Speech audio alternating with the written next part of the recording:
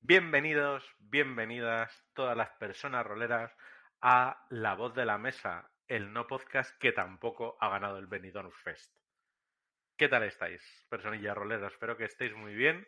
Nosotros estamos en nuestra segunda emisión en Twitch y es un placer presentar a la gente que me ha acompañado hoy, que son un montón de gente. Vamos, son Fali, Juan, Pablo, Paula, Steph y Valver. ¿Qué tal, amigos? ¿Cómo estáis? Pues bueno, yo muy contento hoy de que por fin vayamos a hablar de OSR porque es algo que ya, bueno, yo creo que la gente lo pedía y que seguro que sale uno de los programas más escuchados de los no podcast. Yo estoy completamente de acuerdo y llevo toda la semana preparándome para este no podcast OSR. De hecho, he puesto una foto de Ronald Reagan en mi cuarto y es solo como en esos platillos de cerámica amarillenta transparente y bebo todo en, en antiguos botes de nocilla para entrar realmente en el espíritu OSR. Bueno, hemos ido a Valver y a Pablo que creo que se han confundido del tema, porque ya ve, la pizarrica hay que dar unos golpecitos porque no está mostrando el verdadero tema de hoy. ¿Qué es eso de OSR? Borra, Valver. Por favor, no juguéis así con mi corazón, ¿eh? Es decir, No, madre ni mía, qué borrarlo. Lo dolor. que hay es que tacharlo así para que quede más bonito de que se ha dicho que no. El tema del que vamos a hablar hoy, que ya Fali ha adelantado que no es OSR, es partidas encarriladas. Vamos a hablar de eso. ¿Qué tal, Steph? ¿Qué tal, Paula? Bien, bien. Bien, ¿listos para encarrilar? Sí, me acabo de enterar del tema tal que ahora mismo que lo acabas de decir, porque con tanto cachondeo todavía no sabía de qué íbamos a hablar. Pero bien, Sí, bien. hemos estado dudando entre Railroad, partidas encarriladas, sean I-23, bueno, pues al final hacia ahí hemos Inspirar y ido. roll. Vale, vale. Sí. Paula, ¿qué tal? Bien, muy bien. Un placer volver a estar aquí con todos vosotros. Muy bien. Y también nos acompaña Juan. ¿Qué tal, Juan? ¿Cómo estás? Hola, muy buenas. Bien, bien. Iba a saltarme el programa de hoy, pero al final habéis puesto un tema tan bonito que me he tenido que quedar. Sí, esto literal, ¿eh? Además, no os pensáis, de hecho ha dicho Juan antes, ay, hoy como tengo la garganta un poco regu, pues mejor no entro, no sé qué. Digo, oye, vamos a hablar de esto, ¿qué os parece? Pues entonces sí entro y tal. Digo, muy bien, pues estupendo. Así nos vemos mejor. La verdad es que yo creo que desde que estamos en Twitch nos es más fácil hablar, incluso aunque estemos más gente, así que estupendo. También es un placer saludar a toda la gente que está en el chat, incluida la gente decepcionada porque no haya OSR. De hecho, había alguien que decía, Valverde es un niño feliz, jajaja. Y luego, no. Así que bueno. Y veo que la pizarrica ya está a pleno rendimiento. Así pues, podemos empezar a hablar de partidas encarriladas o, como me han hecho escribir en Twitter, para partida encarrilada, la que tengo aquí colgada en una web de partidas, ¿no? Un website, un blog, un whatever. Bueno, ¿qué os parece esto de las partidas encarriladas? ¿Qué es una partida encarrilada? ¿Alguien nos lo explica para los neófitos roleros? Que lo explique Juan, ¿no? Que es el que le ha entrado el ansia a saber tema. Venga. Venga, pues explicándolo así rápido y mal, porque luego todo es rebatible, ¿no? Pero básicamente una partida con escenas marcadas, ¿no? En la que uno más o menos no puede salirse de los raíles, ¿no? De ahí el tema. Y donde tienes que asumes ciertas decisiones de los jugadores. Uh-huh. Estupendo. Y la verdad es que esto de las partidas encarriladas o railroad, ¿no? Por el término en inglés, como también se las conoce, tiene sus amantes y sus detractores. De hecho, yo creo, no sé qué me sé los demás, que últimamente está como muy de moda decir que las partidas encarriladas no molan, ¿no? Como se han convertido un poco en los niños feos. No sé, ¿tú qué piensas, Fali, de las partidas encarriladas? Yo estaba pensando en si las partidas encarriladas tienen un antónimo auténtico, ¿no? Si tienen un reflejo oscuro y es el sandbox, ¿no? ¿O no? ¿Consideréis que es completamente lo contrario? Uh-huh. Es verdad que el sandbox se ha puesto siempre como el contrapunto, ¿no? ¿Tú, Pablo, qué piensas? Pero es que los sandbox, muchos de ellos tienen escenas, tienen momentos que están pregenerados, o sea, que son escenas que sí o sí tienen que ocurrir. O sea, yo, por ejemplo, me acabo de terminar de leer la campaña para ese juego que tanto me gusta, Forbidden Lands, que es un sandbox, pero es un sandbox que aunque tiene una gran apertura, hay una serie de eventos y de elementos, de escenas, de interacciones que los personajes tienen que vivir sí o sí para que descubran algo o la historia avance. En realidad el sandbox se beneficia mucho de cierto encarrilamiento, porque ayuda a que tenga mucha dirección en ciertos momentos dentro de la amplitud. Sí, sí que es verdad. Además me ha parecido muy interesante lo que ha dicho Fali, que normalmente se contrapone el sandbox a la partida encarrilada cuando, no sé, por ejemplo, para mí, o sea, puestos a irnos a lo opuesto, pues sería una partida quizás totalmente improvisada, ¿no? Pero en la que ya no que no haya trama, sino que no has preparado nada en absoluto.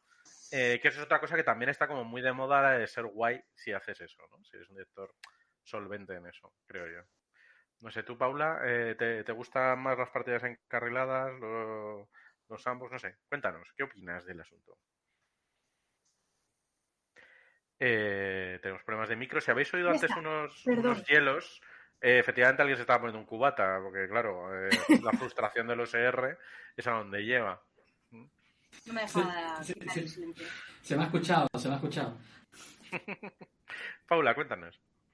Pues la verdad es que estoy un poco de acuerdo en que hace falta un pelín de encarrilamiento para lograr que hasta un sandbox funcione, pero sí que es cierto que yo por lo menos a mí no me gusta cuando se hace como demasiado evidente. Cuando te lo ponen todo delante y es en plan de o haces esto y no hay otras opciones. Entonces entramos un poquito en la guerra de máster contra jugadores, de los jugadores quieren tomar otro carril o quieren explorar otras vías y a mí me ha pasado, como máster primeriza, de decir no, o sea, solo este camino y cagarla muy a lo grande y darme cuenta de que eso no funciona. Sí, de hecho, bueno, han dado un par de definiciones en el chat. Magridón dice, el arte es hacer una partida que no lo parezca, ¿no? En una partida encarrilada. O Nix dice, tirar de los hilos sin que la mesa lo vea. Pero me ha gustado mucho el comentario de Revit, que es su primer comentario en el chat, dice, a mí todo lo que sea poner puertas al sandbox me parece correcto. Me ha encantado. Ganas de inspiración. De hecho, pues yo creo que por centrar un poco el tema, que como estamos con el juguete nuevo, a veces nos vamos, a mí me gustaría, si os parece bien, que hablemos digamos, de qué cosas os gustan a vosotros en una partida encarrilada o qué cosas ayudan a que ese carril discurra bien, ¿no? Porque creo que es muy fácil caer en señalar todos los errores. Yo la verdad es que me gustan los carriles. Por ejemplo, cuando Pablo ha hablado antes de que era un sandbox La Purga del Cuervo, porque entiendo que se refería a esa aventura de Forbidden Lands. A mí me gusta cuando me compro una aventura el buen carril, es decir, que me lo de hecho, que para eso me he comprado el libro, ¿no? Tú, Fali, ¿qué opinas de este tema? Que yo tengo la fea manía casi siempre de cargarme los carriles. O sea, me gusta mucho comprarme aventuras, mucho, leérmelas, prepararlas y empezarlas como está establecido en la aventura. Pero en algún punto empiezo a romperla. Entonces me gustan los carriles para romperlos. ¿Y lo haces deliberadamente, lo de Sí. romperlas? ¿O? Sí. Sí, Vale. porque veo un punto en la aventura y digo, esto no me gusta, esto yo lo habría hecho de diferente manera. Pues coño, pues voy a hacerlo como yo quería. Ay, pues mira, igual eso nos lleva a algo interesante. ¿Qué cosas es las que te hace decir, uy, este carril hay que romperlo? Pues las obviedades, por ejemplo, cuando el camino es demasiado obvio, intento meterle algo que yo crea, al menos, que puede ser más interesante, más original. Y además me gusta el giro de sorprender a los jugadores. Entonces, cuando se esperan ya algo, me gusta, lo hice poniendo ejemplos de D&D, ¿vale? De las campañas oficiales, lo he hecho tanto en La Maldición de Strahd como en Waterdeep. Claro, obviedades, me estoy imaginando lo típico de el asesino es el mayordomo, ¿no? ese tipo de cosas. Sí. Vale. O Bien. hay que ir por este... Mis jugadores no al final no tiraron en Waterdeep, huyeron de la ciudad. Ajá. O sea, huyeron de la ciudad y ¿qué es lo que hice? Pues cambio de campaña y ya está. Y digo, vale, pues ahora estáis en otra. Ok. No sé si esto de cosas a evitar en un carril o cosas que precisamente os hagan disfrutar de una partida encarrilada os sugiere algo interesante para el debate. A ver, Magridón comenta que para él el problema de los carriles es que si los jugadores no van en tren, acostumbran en un bulldozer destrozando los carriles allá donde van. Eso es verdad. Hay gente que tiene la costumbre de que si ve un carril, carga contra él. Y por una parte lo entiendo, ¿no? También, por supuesto, creo que podemos hablar de contextos y contextos, ¿no? Que hay situaciones en las que todos vemos el carril y ciertamente lo toleramos y otras veces donde pasamos de ello. Me estoy acordando además de algo que me comentó Estef hace un tiempo, que era después de haber jugado unos cuantos one-shots de 1000 juegos distintos, decías algo así como al final va todo igual, ¿no? No sé, Steph, si quieres trasladar ese comentario aquí a que lo hagamos todos. Sí, o sea, es que justo me estaba acordando de hablar de los carriles y porque yo estoy muy en la línea de Paula.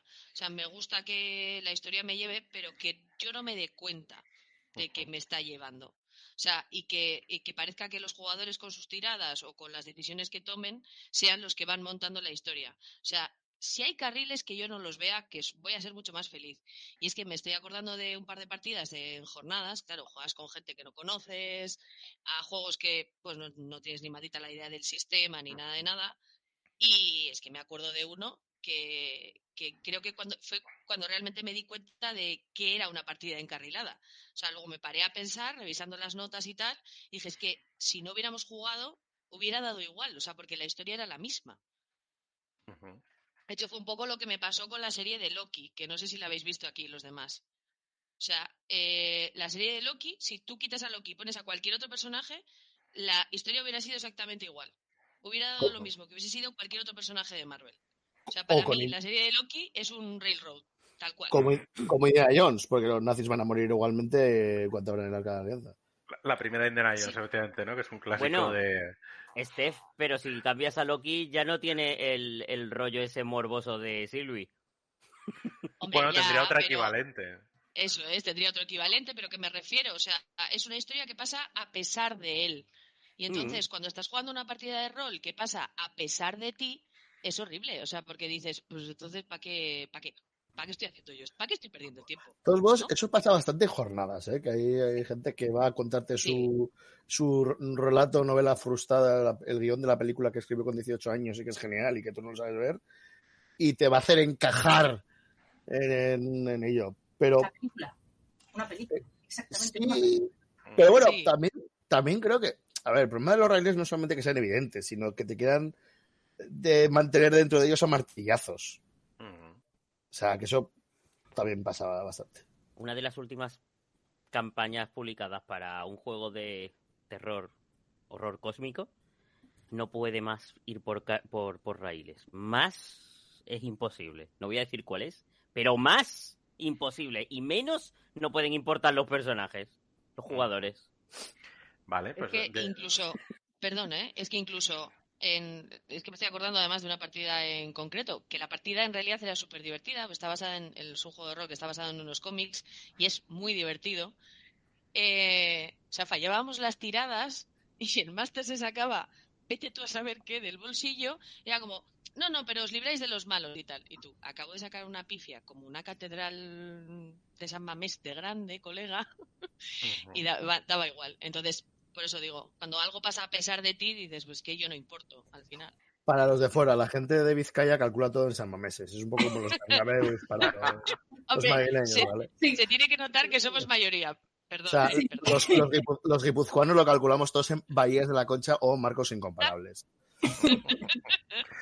Pero... Sí, Pablo. Pero yo, por ejemplo, a mí hablando, Fale comentado partidas de horror cósmico, o sea, cosas de Lovecraft, Cthulhu, etcétera.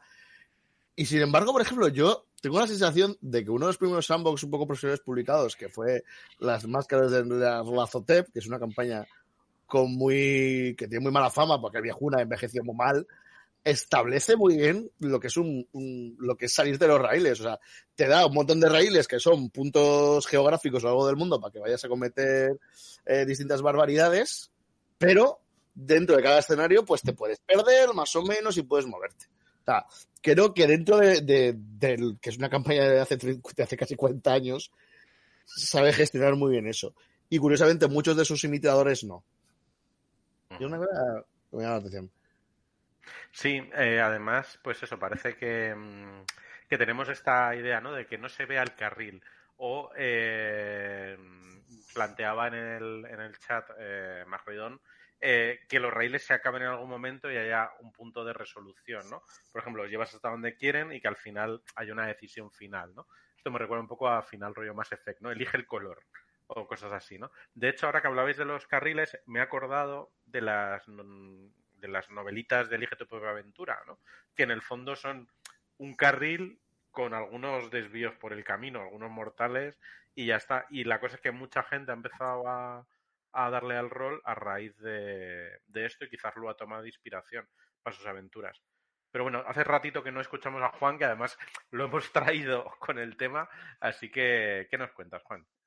Yo creo que aquí hay dos cosas distintas, que es el railroading a nivel de diseño de una aventura, de cómo diseñas una aventura asumiendo que los jugadores tienen que tomar ciertas decisiones, ¿no? Y luego es el railroading en mesa, de un máster que no te deja salirte de lo que él considera que el grupo debería hacer. Y entiendo que son dos cosas completamente distintas, porque a nivel de diseño se pueden mezclar las dos y no es un problema. De hecho, decíais que el antagonista del railroading es el sandbox. Yo creo que no. Yo creo que el antagonista del railroading a nivel de diseño es no diseñar. O sea, es no hacer nada. Es decir, que el máster se cree el mundo y ver por dónde lleva. ¿No? En ese sentido, por ejemplo, volviendo a campañas viejunas de la llamada de Chulu, el Orient Express. El Orient Express es un railroading por definición, porque literal. ¿vale? Claro, la campaña está estructurada de forma efectivamente en la que tú te montas en el Orient Express y entonces cada capítulo, cada semana, te bajas en una estación a hacer una trama. Quest. Pero en cambio las estaciones sí son sandbox. Cada estación es un pequeño sandbox. Y juntos montan un railroading. Entonces, realmente no son, ¿no? Y pasa un poco, creo que pasa un poco también en Forbidden Lands. Esa idea de que te permite, te crea un sandbox muy grande, pero luego cada hexágono, cada misión o cada lugar es un poco tienes un railroading y sus escenas. Entonces yo creo que ahí habría que diferenciar un poco el tema del railroading a nivel de diseño de aventuras, que siempre yo creo que hace un mínimo de falta. Sí. Porque no puedes diseñar una aventura contemplando el 100% de las opciones que puede jugar cualquiera que juegue la aventura, eso es imposible. Claro, porque además yo creo que si nos fuéramos al opuesto total de un railroad en una aventura, lo que estaremos escribiendo es un libro de ambientación, ¿no? Claro, efectivamente. Claro, solo de ambientación. Sí, ahí estoy de acuerdo contigo, Juan, la verdad. Interesante. Rescatando esta idea de los carriles, son más cosas que creáis que pueden ayudar a llevar a buen término una partida encarrilada, ¿no? Hemos hablado de evitar obviedades, de que no se vea el carril muy claro, de separar que la aventura está encarrilada, pero que en mesa no tiene por qué estarla. De hecho, pues creo que uno de los logros que tuvo el rastro de Chulu y todo el sistema Gumshow fue inventar lo de las pistas flotantes, que ha sido lo que toda la vida se ha sido, oye, si ha muerto el PNJ que tiene la pista porque los jugadores son unos salvajes, dásela a este otro PNJ, no dejes a la gente sin pista, ¿no? También es verdad que dentro del rastro de Tulu juega con una ventaja en ese aspecto respecto, por ejemplo, a juegos un poco, digamos, un poco más clásicos, es que el resto siempre es, los jugadores son los que van detrás barriendo. Siempre muchos eventos son a posteriori.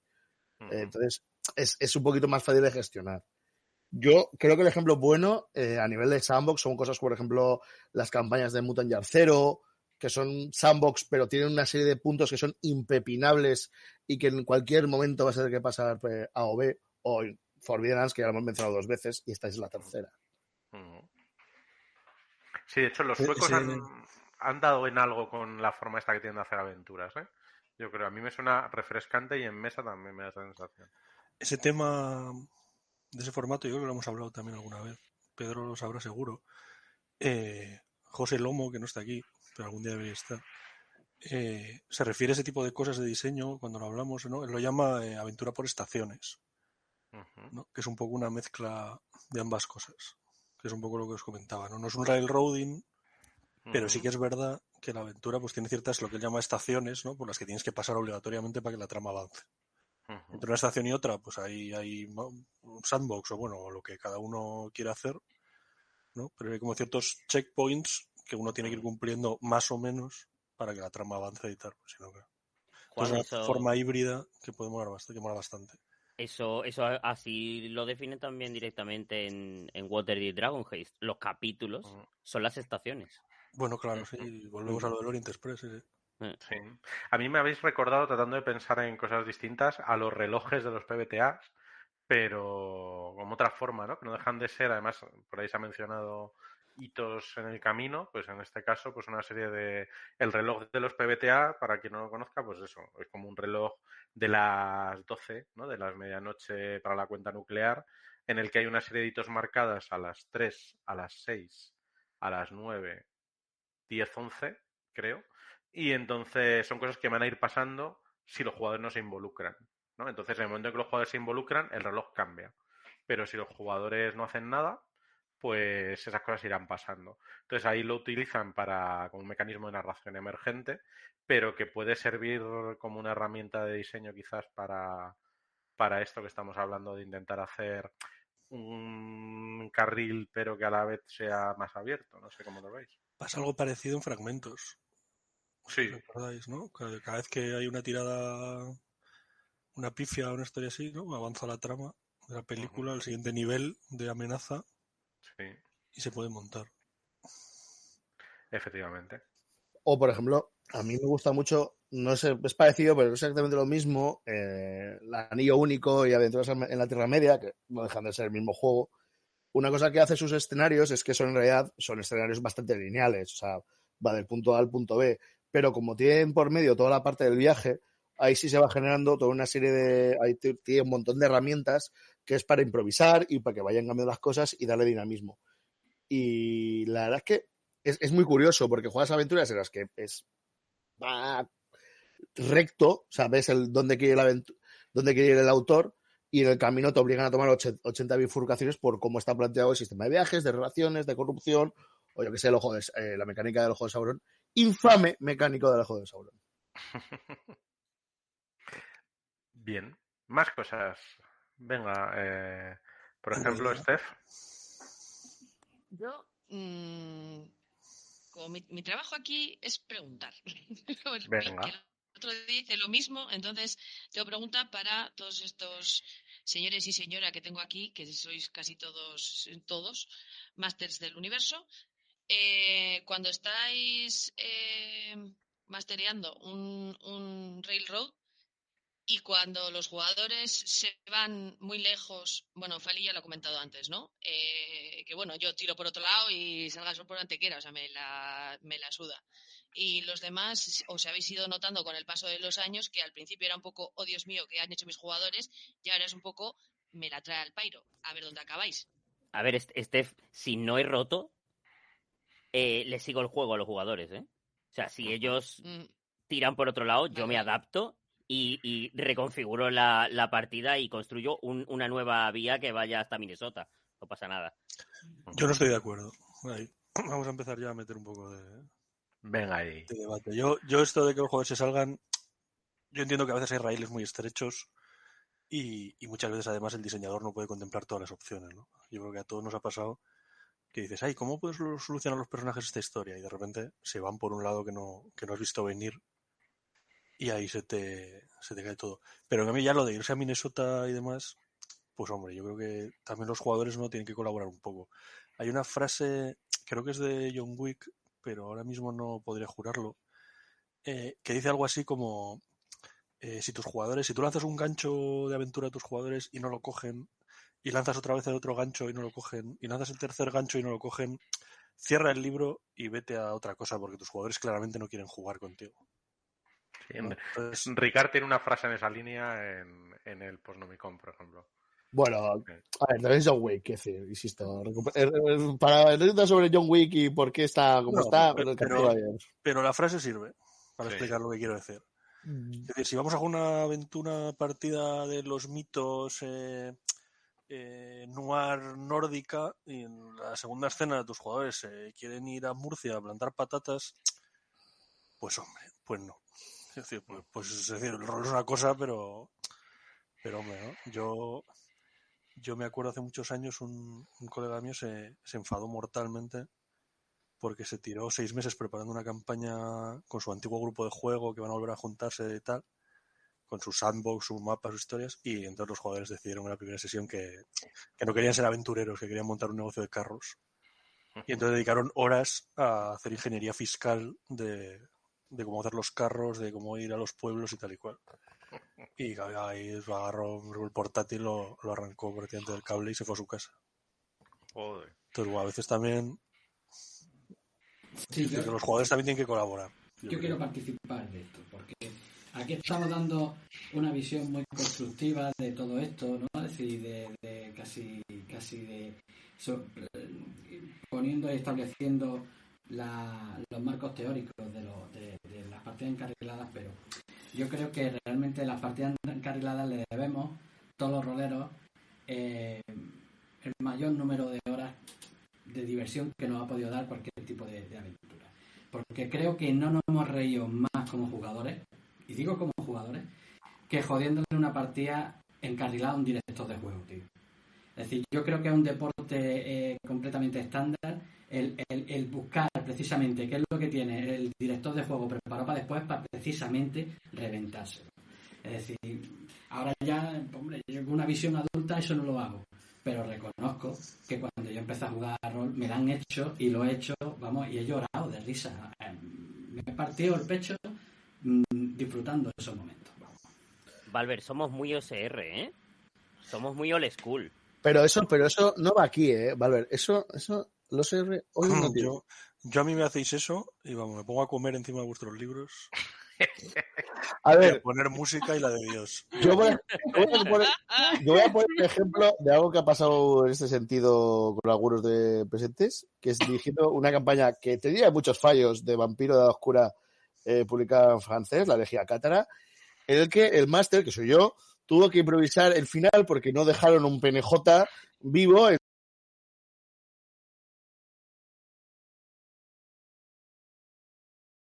¿Eso qué es? ¿Qué es eso? No sé, hay un ruido raro. Pero bueno, en cualquier caso, no estoy de acuerdo con tu historia. Yo creo que si repasamos programas anteriores, no es la primera vez que en vuestro grupo de juego se explica que todos los PNJ relevantes han muerto. Pedro J, y no es la primera vez que se hace referencia a herejía cátara, porque cada vez que estamos en el programa se habla de herejía cátara. ¿Cómo se nota que Fali no está a menudo? Porque la semana pasada no se habló de herejía cátara, pero estaba presente. Bueno, pues es peor que no se escuchan los programas en los que no está. Qué fuerte. En cualquier caso... ¿Hay programas cuando yo no estoy? No hay, tranquilo. No, esperamos siempre. Pero en cualquier caso, Pablo, no estoy de acuerdo con ese, en concreto con ese caso. Es decir, es lo que te digo, hay veces que son fallos de diseño, no fallos de los jugadores. Bueno. O sea, tú puedes reventar una partida en el sentido de salirte de los raíles y llegar a una situación que no esté contemplada en la aventura, siendo perfectamente coherente. O quizá un poco raro, pero sin llegar a hacerlo a posta, ni a ser un personaje o un grupo especialmente histriónico, ni nada. A veces que pasa. Y en ese caso yo lo tengo clarísimo. Vamos. A veces pasa. Yo, volviendo a la pregunta de Steph, yo digamos que tengo dos estrategias de resolución cuando la gente se va del carril, ¿no? Por una parte es, si tengo cancha porque la ambientación me lo permite o porque tengo tablas en el juego y tal, pues tiro para adelante con lo que sea. Si es otra cosa, por ejemplo, porque lo tengo más marcado, porque es una partida de demostración o porque es algo que no controlo tanto y qué tal, pues hago como decía Fali y muevo entre bambalinas y habéis elegido la puerta derecha en lugar de la izquierda, pues le doy la vuelta al mapa y tiro para adelante, ¿no? Pero bueno, como me ha recordado un caso, que no sé si esto están escuchando, pero una jornada TDN dirigiendo a Plenilunio, yo tenía una aventura que iba, los jugadores conocen a unos señores, los llevan a una comunidad de supervivientes y ahí les encargan una misión que va a hacer una movida, ¿no? Así un poco como muy normal, pero con el paso por la comunidad de supervivientes para ilustrar lo que era ahí en un mundo apocalíptico, sobrevivir y tal. ¿Qué hacen los jugadores de ASTDN? Bueno, pues resulta que como la comunidad tenía dos líderes, un hombre y una mujer muy mayor, y el hombre se le veía muy malito, ya se fraguaron su propia trama, que era pues que la señora le estaba envenenando, que era toda una conspiración, y dieron por hecho que la aventura iba de malmeter en esa comunidad. Entonces, que cuando a mitad se desbloquea la otra trama, se quedan ojipláticos, ahí como el Pikachu sorprendido que tenemos en la pizarra, como, ¿what? ¿Y qué llevamos haciendo aquí toda la tarde y tal? Y bueno, fue bastante cómico y nos movimos entre las dos cosas. Al final les di casito a la comunidad, pero la tenía como muy en la cabeza, la había usado en otras partidas y tal, y luego hicieron la misión una versión súper simplificada para llegar a ello, pero fue bastante hilarante. Un saludo a Alfredo y compañía. Os espero en las próximas TDN o Rolea para que boicoteéis otra partida de Reunión. Ahora entiendo Pueblo Hueco, después de lo que acabas de contar. Pueblo Hueco. Algún día habrá Eso que iba por unos raíles súper fijados. Pero ves, Bueno, Pueblo Hueco es un ejemplo muy bueno, tío. Pueblo Hueco, que no lo sepas, uno de los escenarios de Forbidden Lands del básico, que en nuestra partida acabó arrasado y pasto del fuego, saliéndonos completamente de la trama. Es decir, no es spoiler de nada porque vamos, no llegamos ni a salimos en diagonal así de la trama. Hasta yo me sé esa historia, ¿eh? Sí, pero en cambio... Juan, ¿cuántos folios tuviste que tirar a la basura después de que pasáramos por Pueblo Hueco? No, ninguno, porque eso es lo que quería comentar. Está muy bien porque hace una cosa de diseño que yo creo que es muy útil, que es que el railroading está al principio. Porque claro, esto es como una onda y estas cosas, ¿no? Al principio de la partida es más fácil tener un poco los personajes controlados y saber lo que va a pasar. Pero a medida que va avanzando las horas de juego y que van sucediendo escenas, pues eso puede estar cada vez más alejado de lo que tú has pensado. Y entonces en ese sentido Pueblo Hueco y en general Forbidden lo hace muy bien, porque te hace un pequeño railroading en las primeras escenas y luego te dice, bueno, y a partir de aquí pues te va dando ideas cada vez más abstractas de lo que puede pasar, porque la propia aventura asume que llegado un momento pues ahí puede pasar absolutamente de todo y que depende enormemente de lo que quieran hacer los jugadores.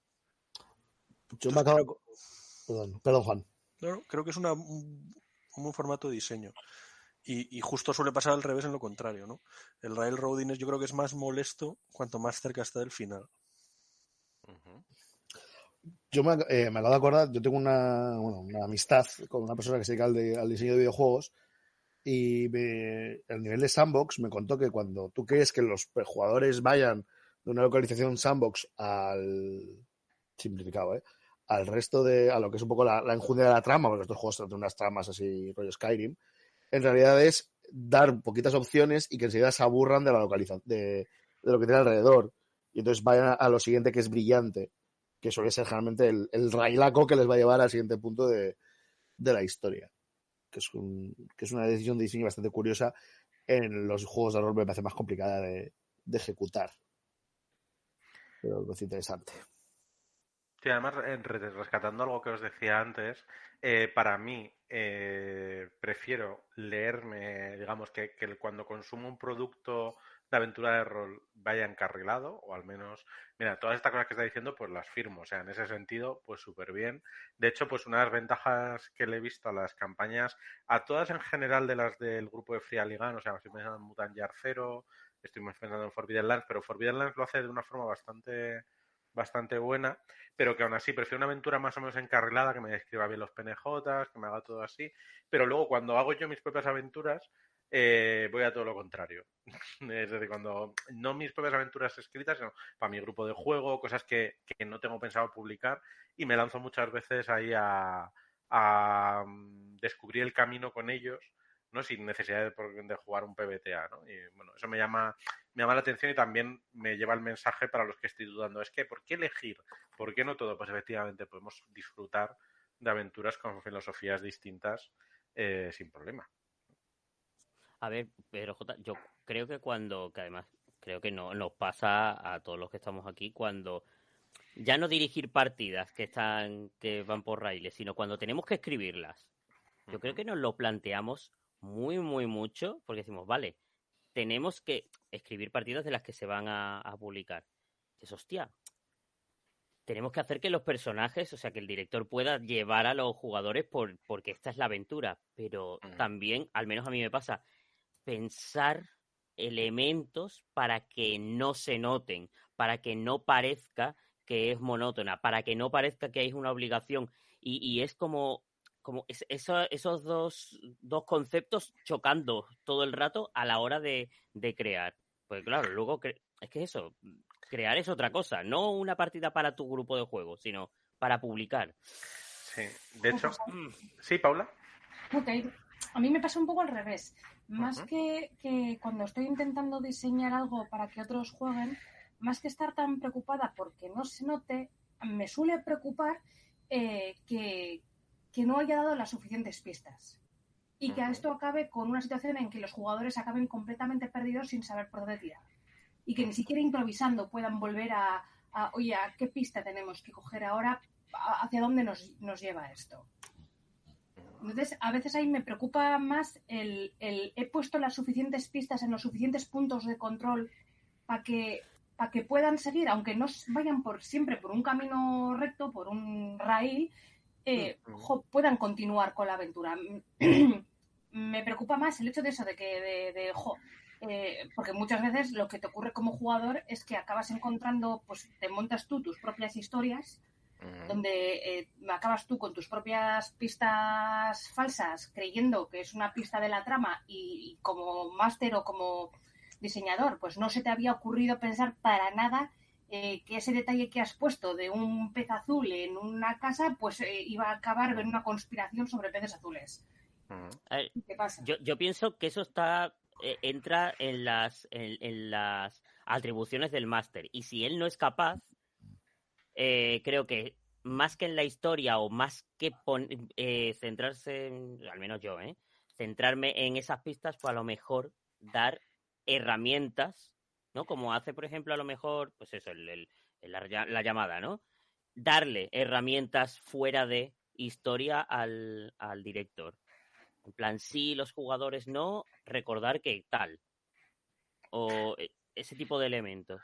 Sí, de hecho, ahondando en lo que dices, Fali, algo que yo creo que puede ayudar, sobre todo, es tratar de convertir algunos carriles superfluos en redundancias.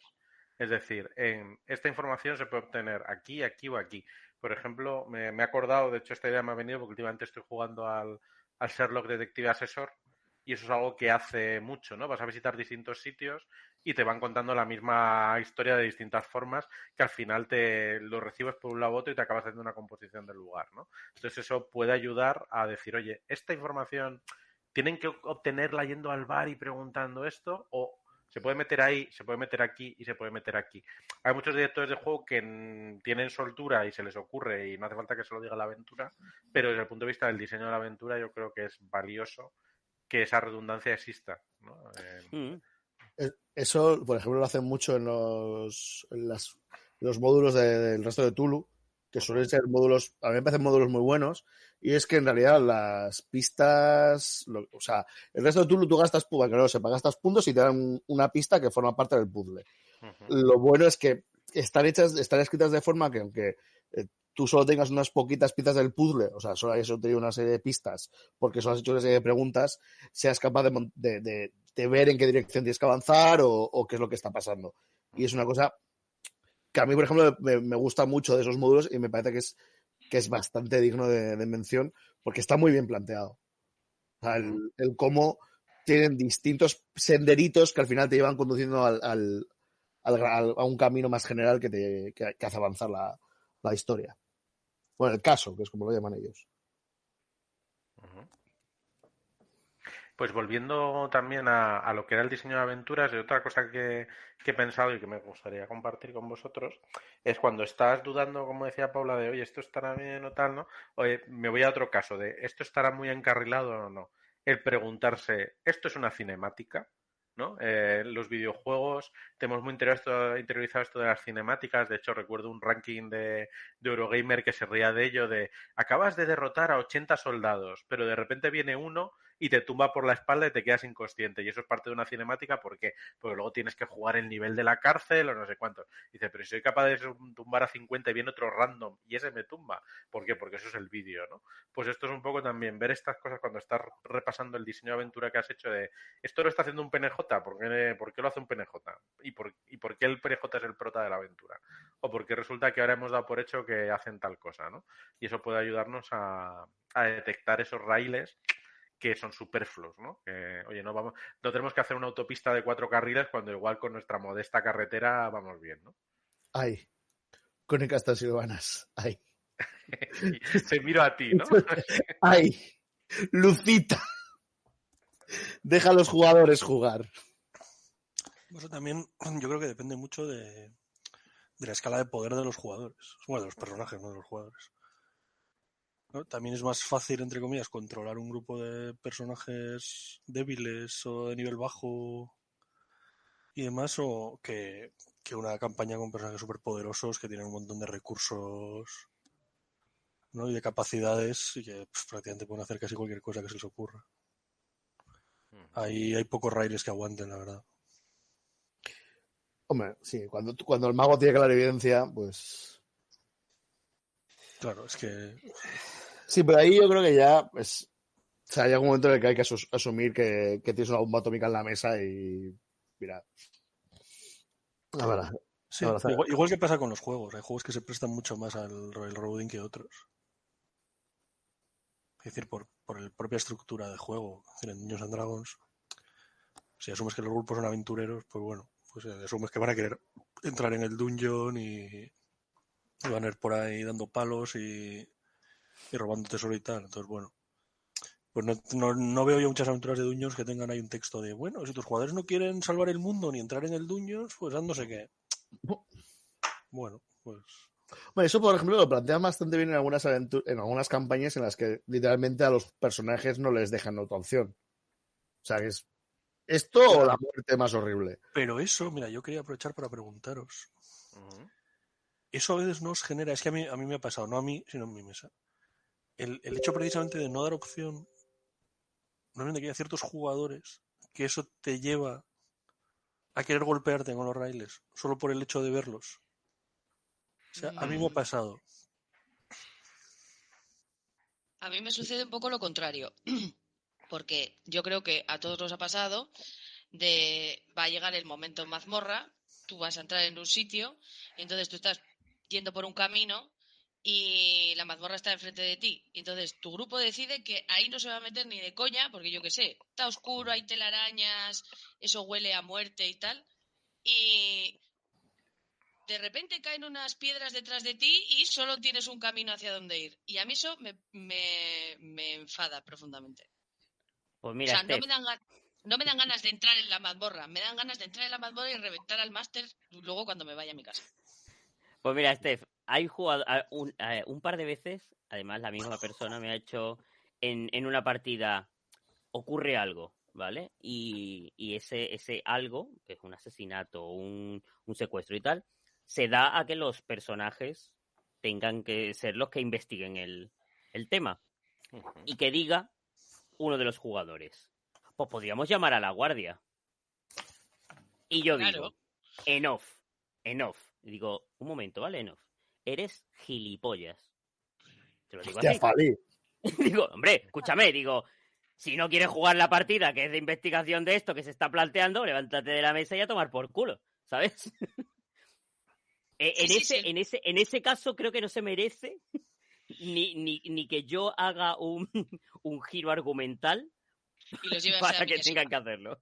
Eso es. No, pero el caso es cuando te lo venden como elige tu propia aventura, de puedes ir a la mazmorra o no, ya te encontrarás con los bichos o no, y ya los matarás o no.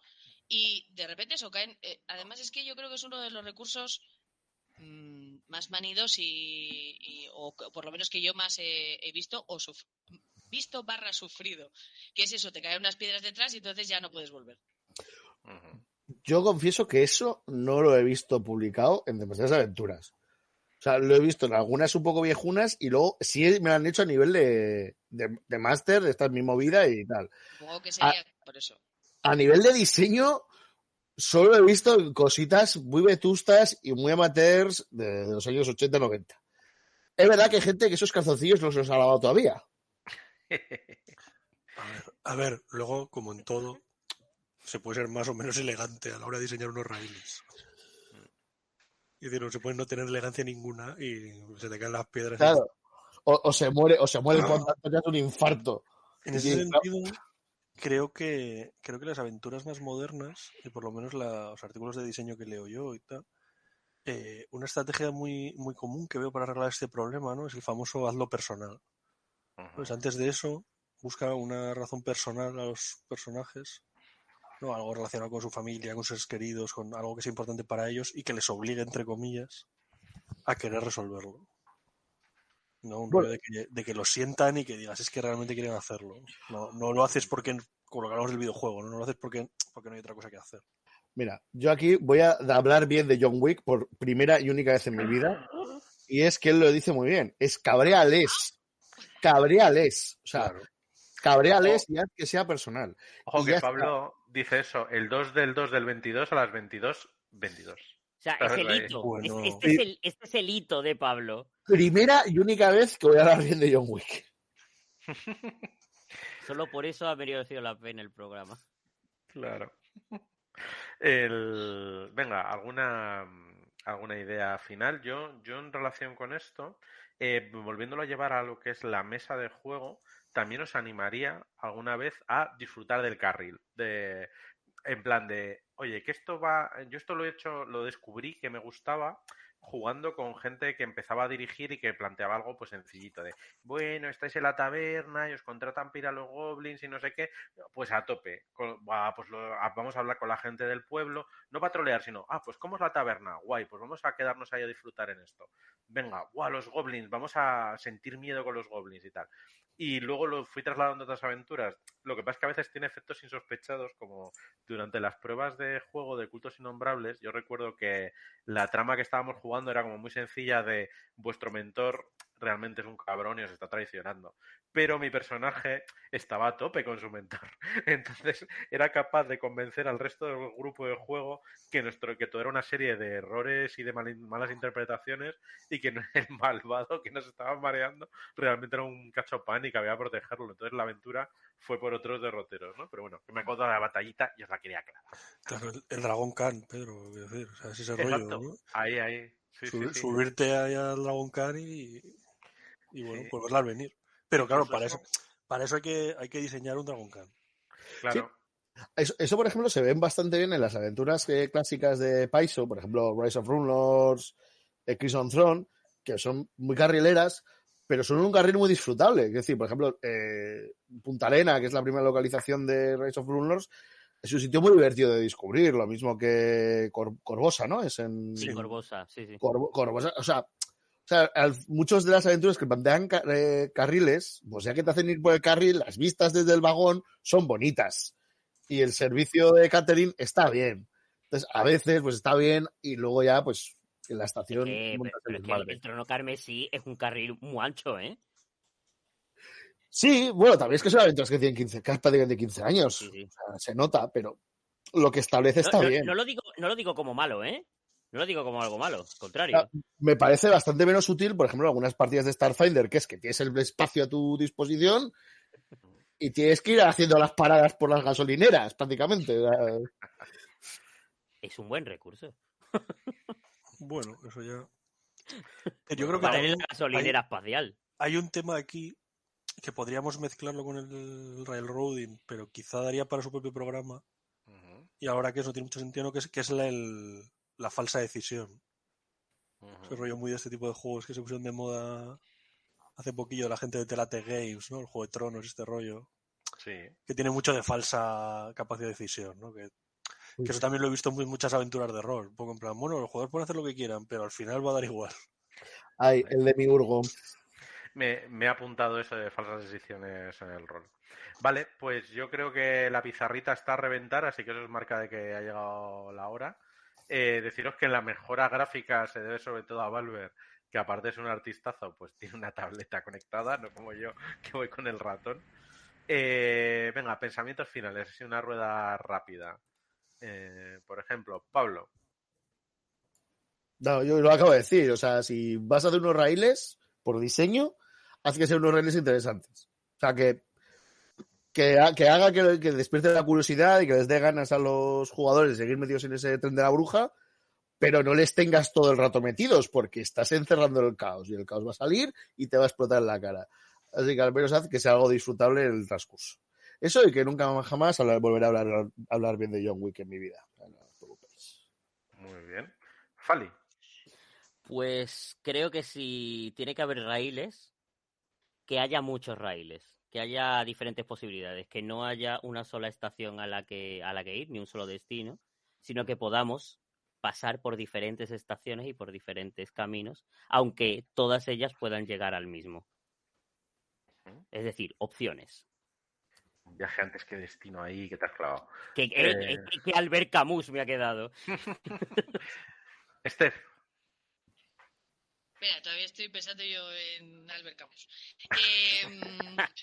Se dice Albert Camus, por cierto. O sea, no sois Lo iba a guays, decir bien, Qué bonito. lo que pasa es que no quería quedar de pedante. Qué bonito es hacer el amor con Albert Camus, ¿o cómo era esa canción? El caballero de Aquarius se llamaba Camus y decían Camus y a tomar por culo.